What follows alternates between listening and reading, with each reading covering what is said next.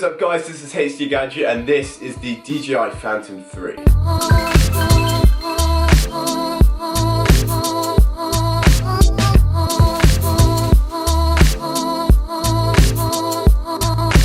So guys, in case you've never seen one of these before, it's basically a flying camera and you can see what it's doing live on your smartphone. So guys, included with the drone is a micro SD card which you can actually put straight into the camera here and it just clips in like that.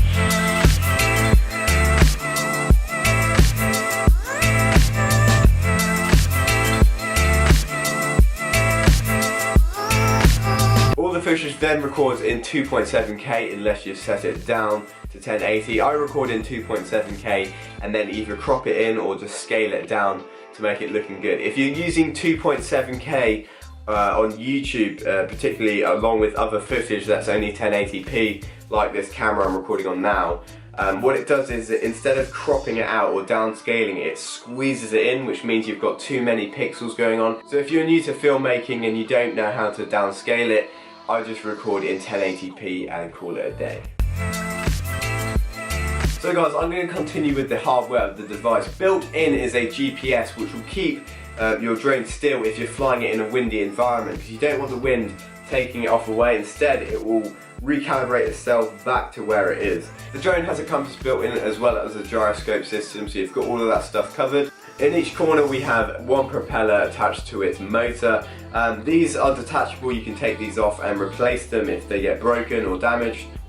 Included in the box you get a bag with 8 propellers in. This has only got 4 in because the other ones are on the drone. I haven't had to replace any of these yet, but they do get broken quite easily if you fly them into solid things like a wall or a big tree. Underneath the drone, as you can see, we've got a gimbal. As you can see in this shot, I'm moving the drone around and it's keeping that camera really still and steady. So if you're flying around and you're tilting or moving forward, that camera's not going to be shaking all over the place. At the back of the drone we have the battery, which you can easily take out.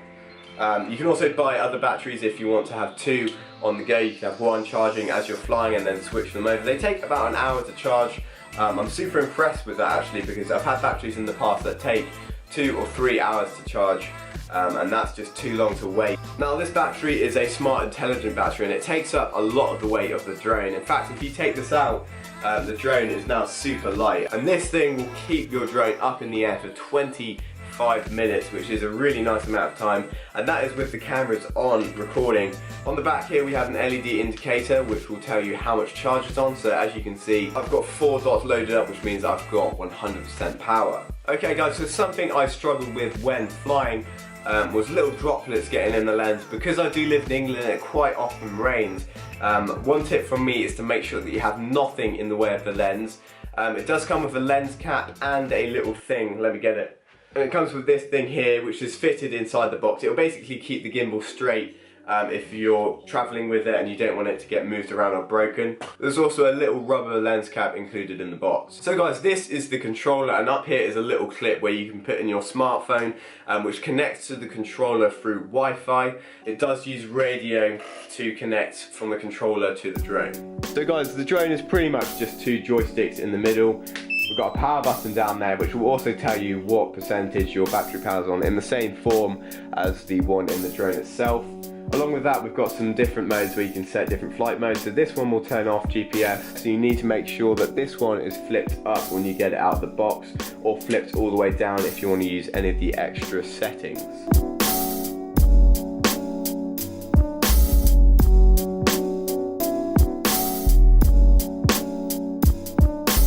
We've also got a little thing around here which you can move up and down, and as you can see it's changing the camera.